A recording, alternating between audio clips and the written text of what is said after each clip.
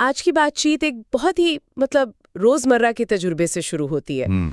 आप किचन में हैं, एक ग्लास पानी में 1 चम्मच नमक डालते हैं, हिलाते हैं और वो गायब। बिल्कुल।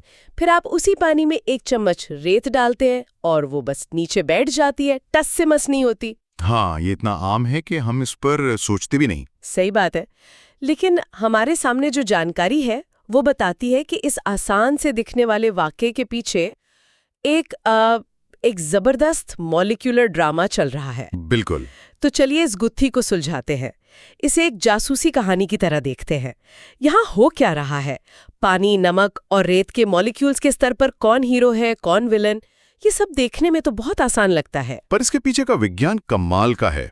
और इस कहानी का मुख्य किरदार हमारा जासूस पानी है। पानी? हाँ, पानी जो हमें इतना सीधा साधा लगता है, वो असल में मॉलिक्यूलर दुनिया का सबसे बड़ा खिलाड़ी है। और ये समझना कि कुछ चीजें क्यों घुलती हैं और कुछ क्यों नहीं, हमें चीजों की अंदरूनी बनावट के बारे में बहुत कुछ सिखाता है। तो हमारे पास 2 तस्वीरें हैं। एक में नमक और पानी का साफ खोल है और दूसरे में रेत नीचे बैठी हुई है। तो यहीं से शुरू करते हैं। विज्ञान की भाषा में इस फर्क को क्या कहते हैं? देखिए, जब नमक पानी में घुल जाता है तो वो एक होमोजीनियस मिक्सचर बनाता है। होमोजीनियस मतलब एक जैसा, यानी उस घोल की हर एक बूंद में नमक और पानी का अनुपात बिल्कुल एक जैसा होगा। अच्छा, तो आप ऊपर से एक घूंट पिए या नीचे से, स्वाद उतना ही नमकीन आएगा। बिल्कुल, नमक के कण हर जगह बराबर फैल गए हैं। और रेत वाला? वो हेट्रोजीनियस है। हेट्रोजीनियस मतलब अलग अलग। यहाँ दोनों चीजें अपनी पहचान बनाए रखती हैं और साफ साफ अलग दिखाई देती हैं। तो रेत बस पानी में थोड़ी देर तैरती है और फिर गुरुत्वाकर्षण की वजह से नीचे बैठ जाती है। दोनों बस एक ही कंटेनर में हैं, पर घुले मिले नहीं हैं। ठीक है, तो ये तो हुई सतह की बात कि हमें क्या दिखता है। हाँ। पर असली खेल तो मॉलिक्यूलर लेवल पर है। और आपने कहा कि इस कहानी का हीरो पानी है। सोर्स में लिखा है कि पानी एक यूनिवर्सल सॉल्वेंट है। ये सुनने में तो किसी सुपर हीरो की उपाधि जैसा लगता है भी कुछ वैसा ही। हाँ। और यही इस पूरी पहेली का सबसे अहम हिस्सा है। पानी का मॉलिक्यूल यानी H2O वो एक पोलर मॉलिक्यूल होता है। पोलर मतलब जैसे चुंबक के पोल्स होते हैं, नॉर्थ और साउथ। बिल्कुल सही। इसे आप एक नन्हा सा चुंबक ही समझिए। अच्छा। ऑक्सीजन वाले सिरे पर हल्का सा नेगेटिव चार्ज होता है और दोनों हाइड्रोजन वाले सिरों पर हल्का सा पॉजिटिव चार्ज। तो इसके 2 ध्रुव यानी पोल्स बन जाते हैं। एक मिनट, अगर पानी के मॉलिक्यूल्स खुद ही एक दूसरे के लिए चुंबक हैं और आपस में जुड़े रहना चाहते हैं, हाँ, तो फिर वो किसी और चीज जैसे नमक को अपने ग्रुप में शामिल करने की जहमत क्यों उठाते हैं?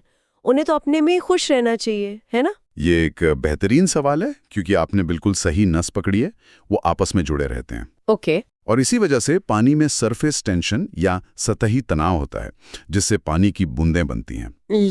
लेकिन जब उनके सामने नमक जैसा कोई और मजबूत चार्ज वाला मॉलिक्यूल आता है, तो कुछ पानी के मॉलिक्यूल्स के लिए वो आकर्षण ज्यादा मजबूत हो जाता है। अच्छा, तो मतलब वो अपने दोस्तों को छोड़कर किसी और के साथ चले जाते हैं? आप ऐसा समझ सकती हैं, जैसे वो एक पार्टी में हैं और अपने दोस्तों के साथ डांस कर रहे हैं, लेकिन तभी कोई ज्यादा दिलचस्प डांस पार्टनर आ जाता है और उनका ध्यान उसकी तरफ चला जाता है। दिलचस्प? हाँ। तो ठीक है, हमारे जासूस यानी पानी के मॉलिक्यूल की पहचान तो हो गई, ये छोटे छोटे चुंबक हैं।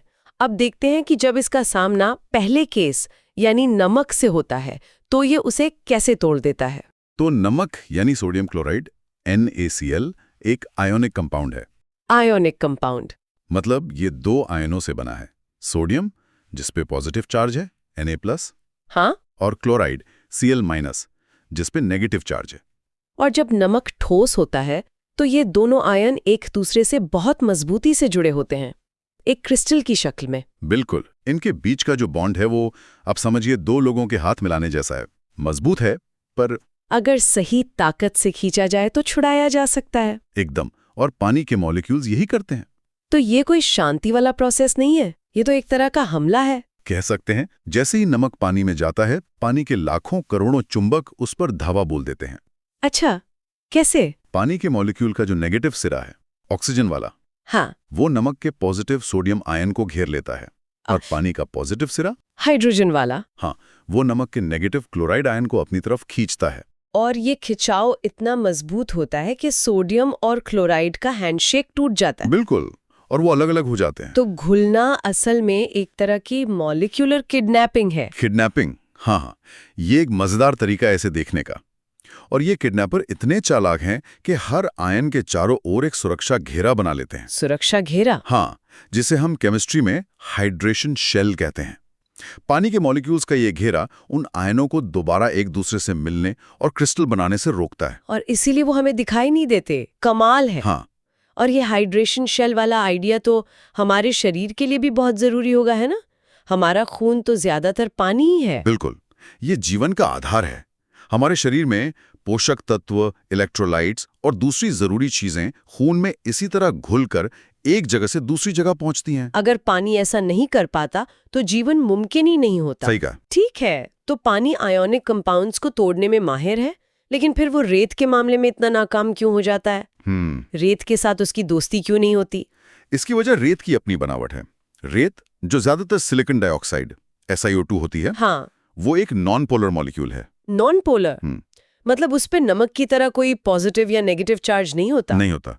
उसके अंदर इलेक्ट्रॉन्स बराबर बटे होते हैं, जिससे कोई चुंबकीय ध्रुव नहीं बनता। तो पानी के चुंबकीय मॉलिक्यूल्स को रेत में कोई दिलचस्पी ही नहीं होती। जैसे चुंबक लकड़ी के टुकड़े की तरफ आकर्षित नहीं होता, वैसे ही। बिल्कुल सही पकड़ा।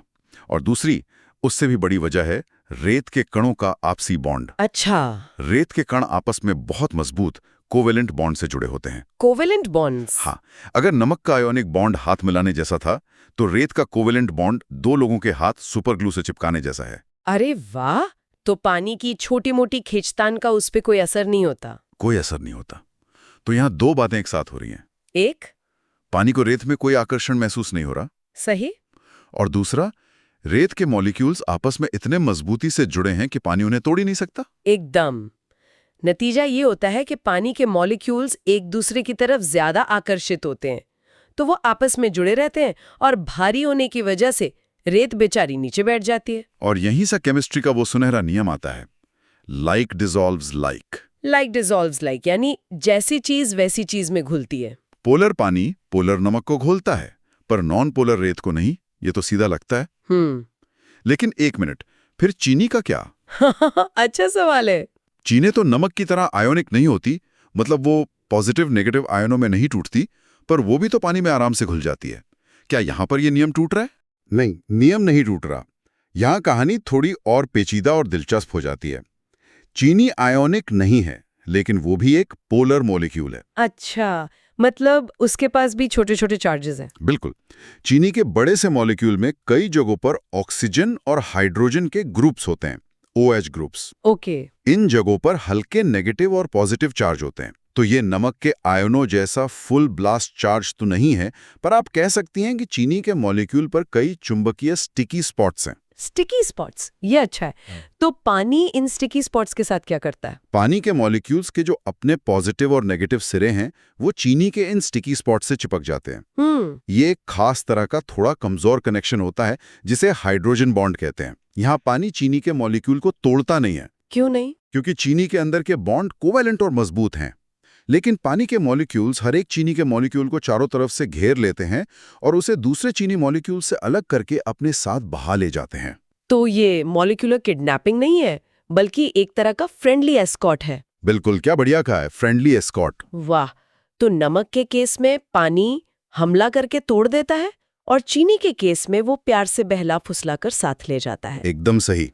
काम एक ही होता है, घोलना। हाँ। पर तरीका अलग है। और दोनों ही मामलों में लाइक डिसॉल्व्स लाइक का नियम लागू हो रहा है। क्योंकि पानी भी पोलर है, नमक भी और चीनी भी। बिल्कुल। ये तो कमाल है। तो ये पूरा पोलैरिटी का खेल सिर्फ किचन तक ही सीमित नहीं है। आपने दवाइयों की बात की थी, क्या लाइक डिसॉल्व्स लाइक ये तय करता है कि कोई दवा असर करेगी या नहीं? ये जिंदगी और मौत का सवाल हो सकता है। सच में? हाँ, सोचिए किसी दवा को आपके पेट से निकलकर खून, जो पानी आधारित है, उसके जरिए आपके दिमाग तक पहुंचना है। इसके लिए दवा का पानी में घुलना यानी वाटर सॉल्युबल या पोलर होना जरूरी है। ठीक है। लेकिन दिमाग तक पहुंचने के लिए उसे ब्लड ब्रेन बैरियर को पार करना होता है, जो कि फैट या लिपिड से बना होता है। और फैट तो नॉन पोलर होता है। सही। अरे, तो दवा को एक ही समय में पोलर और नॉन पोलर दोनों होना पड़ेगा, ये कैसे मुमकिन है? यही दवा बनाने वाली कंपनियों का असली काम आता है। वो ऐसे मॉलिक्यूल्स डिजाइन करते हैं जो इस दुविधा का हल निकाल सकें। मतलब एक ही मॉलिक्यूल में दोनों हिस्से? हाँ, वो दवा के मॉलिक्यूल में एक पोलर हिस्सा और एक नॉन पोलर हिस्सा बनाते हैं। ये एक अविश्वसनीय संतुलन का काम है। और शायद यही विटामिन्स के साथ भी होता है। मैंने वाटर सॉल्युबल और फैट सॉल्युबल विटामिन्स के बारे में सुना है। वही सिद्धांत है। विटामिन बी और सी पोलर हैं, पानी में घुल जाते हैं। अच्छा। आपका शरीर जरूरत के हिसाब से उन्हें इस्तेमाल करता है और जो बच जाता है वो यूरिन के रास्ते बाहर निकल जाता है। इसीलिए हमें ये रोज लेने पड़ते हैं। हाँ, लेकिन विटामिन ए, डी, ई और के नॉन पोलर हैं, फैट सॉल्युबल। वो पानी में नहीं घुलते और शरीर से आसानी से बाहर नहीं निकलते।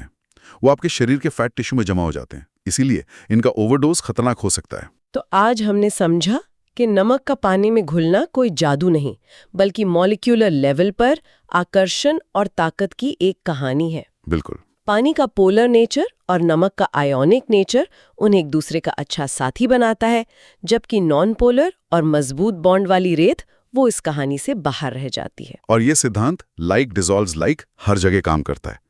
डिटर्जेंट्स कैसे काम करते हैं? बताइए।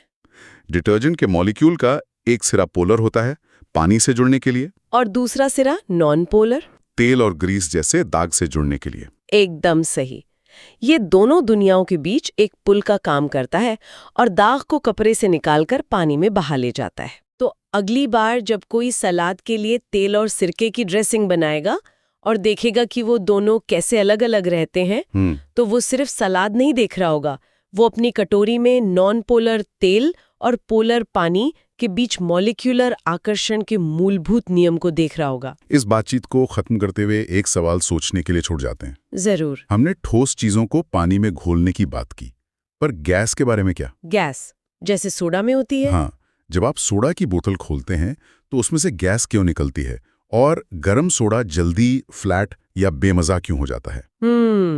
सोचने वाली बात है। इसके पीछे भी घुलने या सॉल्युबिलिटी का यही विज्ञान काम कर रहा है, बस उसमें तापमान और दबाव का तड़का लग जाता है।